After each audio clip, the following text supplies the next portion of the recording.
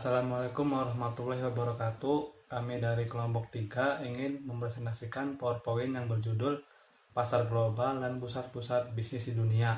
Ya, sebelumnya saya perkenalkan dulu anggota dari kelompok 3. Yang pertama ada Fikri Adiwijaya, yang kedua ada saya sendiri, Sulvan Muhaimin, yang ketiga ada Febrian Haris Al-Zufa, yang keempat ada Rudianto, yang kelima ada Muhammad Sabdanendra. Ya, langsung saja menuju ke materinya. Awal terbentuknya pasar dan pusat bisnis yaitu jalur barat. Awal dari pasar dan pusat bisnis global ini adalah dari pedagang Eropa yang menjelajahi jalur barat laut, yang disebut adalah jalur yang bisa memberi akses kekayaan Asia dengan melewati laut Arktika. Meskipun dengan usaha terbaik para pedagang itu, mereka tidak menemukan jalur seperti itu. Tudung es Arktik menggagalkan seluruh usaha tersebut, namun tudung es yang menghilang tersebut telah memunculkan prospek bahwa jalur barat laut itu sekarang menjadi visible. Dua rute Arktik tersebut dapat terbukti visible secara komersial. Yang kedua yaitu ada dari pasar Amerika Utara. Amerika Utara meliputi Amerika Serikat, Kanada, Meksiko, Greenland, dan negara-negara Amerika Tengah dan Karibia. Sebagai wilayah yang menghasilkan sekitar 26% dari hasil dari dunia. Yang ketiga itu ada pasar Eropa Barat. Negara-negara Eropa Barat merupakan negara terkaya di dunia yang menarik perhatian bisnis yang ingin memasarkan produk mereka pada konsumen makmur di daerah tersebut. Terdiri dari 28 negara yang berusaha mendorong perdamaian dari kemakmuran Eropa dari mengurangi hambatan bersama terhadap perdagangan dan investasi. UA telah membuat angka yang sangat besar dalam mencapai tujuannya, dengan GDP 2011 sebesar 17,6 triliun. UA merupakan salah satu pasar terkaya dunia. Eropa Barat meliputi Jerman, Prancis, Islandia, Norwegia, dan Swiss. Ya, selanjutnya ada pasar Eropa Timur dan Asia Tengah. Tidak ada di dunia yang mengalami perubahan ekonomi sebesar apa yang dialami oleh negara-negara bekas jajahan Uni Soviet, di mana banyak dari mereka yang masih berurusan dengan kiblatnya dari proses menyakitkan yang berubah dari komunisme menjadi kapitalisme dan dari totalitarisme menjadi demokrasi. Pasar Eropa Barat dan Asia Tengah meliputi negara Rusia, Tajikistan, dan Kazakhstan. Yang kedua ada pasar Asia. Asia mempunyai lebih dari separuh populasi di dunia, tetapi hanya sedikit negara yang memproduksi dari GDP di dunia. Nilai penting Asia juga bagi bisnis internasional tidak dapat dilebih-lebihkan. Asia merupakan tujuan utama investasi asing maupun termasuk utama modal ke negara-negara non-Asia. Selanjutnya ada pasar Afrika. Sebagian besar Afrika dikolonisasi pada akhir abad ke-9 oleh kekuatan besar Eropa untuk tujuan militer strategis atau untuk memenuhi permintaan politik domestik. Namun, bekas kolonisme masih tersisa di Afrika hingga saat ini dan mempengaruhi kesempatan yang tersedia untuk bisnis internasional. Ledakan komoditas pada tahun 2000-an yang dipicu oleh pertumbuhan ekonomi Cina dan kebutuhan akan rumah ratusan juta orang Cina di pedesaan yang telah berimigrasi untuk bekerja di kota-kota di tepi pantai Cina telah mendorong ekonomi yang banyak bagi negara Afrika. Sektor pertanian merupakan salah satu sektor yang paling penting bagi negara Afrika. Timur Tengah. Daerah ini disebut sebagai tempat lainnya peradaban karena pertanian, kota, pemerintahan, hukum, alfabet pertama di dunia lahir di tempat itu. Timur Tengah mempunyai sejarah konflik dan pergolakan politik, proses terhadap kurangnya demokrasi, kesempatan pekerjaan yang buruk, dan tingginya ketidaksetaraan tingkat pendapatan menyebabkan pengunduran diri penguasaan yang telah berkuasa dalam waktu lama di Mesir dan Tunisia dan perang saudara di Libya dan Suriah.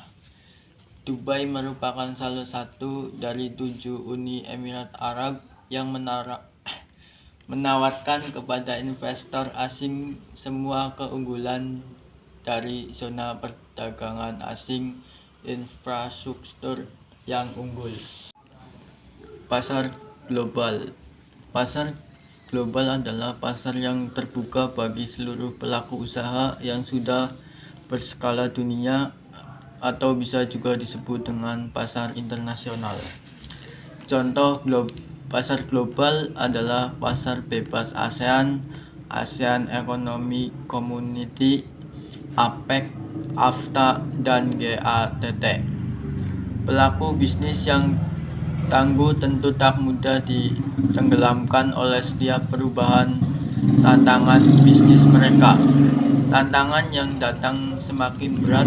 Pasar global mengalami perkembangan yang sangat pesat belakangan ini karena beberapa faktor, yaitu: 1. Adanya beberapa negara industri yang mampu menghasilkan produk berkualitas dengan harga murah, misal Cina dan Taiwan. 2. Semakin banyak orang yang melakukan perjalanan antar negara yang secara langsung menjadi konsumen global. 3. Semakin banyak transportasi antar negara yang mempermudah distribusi produk perdagangan dunia semakin meningkat seiring dengan meningkatnya permintaan pasar dunia. Ya, selanjutnya model untuk memasuki pasar luar negeri. Yang pertama, ekspor tidak langsung. Perusahaan bekerja melalui perantara independen untuk mengekspor produk mereka. Cara ini merupakan langkah awal dari pemain baru di bisnis internasional. Kemudian untuk yang kedua, ekspor langsung. Perusahaan memutuskan untuk mengekspor langsung produknya dengan harapan tingkat pengembalian investasi yang lebih besar. Kemudian untuk yang ketiga, pembelian lisensi. Pembelian lisensi atau licensure memberi izin kepada perusahaan asing menggunakan proses manufaktur, merek dagang, hak paten, rahasia dagang, atau hal berharga lainnya. Next. Kepemilikan bersama. Kepemilikan bersama adalah sebuah joint venture di mana perusahaan bergabung dengan investor di pasar asing untuk menciptakan bisnis lokal di mana perusahaan berbagi kepemilikan dan kendali bersama. Ya, kemudian investasi langsung. Investasi langsung adalah memasuki pasar asing dengan mengembangkan fasilitas perakitan atau manufaktur berpusat di luar negeri. Kemudian untuk yang terakhir, kontrak manufaktur. Kontrak manufaktur adalah sebuah joint venture di mana perusahaan mengadakan kontrak dengan pihak manufaktur di pasar asing untuk memproduksi produk atau menyediakan jasanya. Ya. Contoh perusahaan Indonesia yang berhasil pada pasar global. Pertama, Bio Farma. Perusahaan yang berbasis di sektor farmasi dan pencegahan penyakit ini harus menjadi kebanggaan Indonesia. Bagaimana tidak, BUMN ini termasuk dalam 30 perusahaan farmasi di dunia yang dapat mengekspor vaksin ke 131 negara.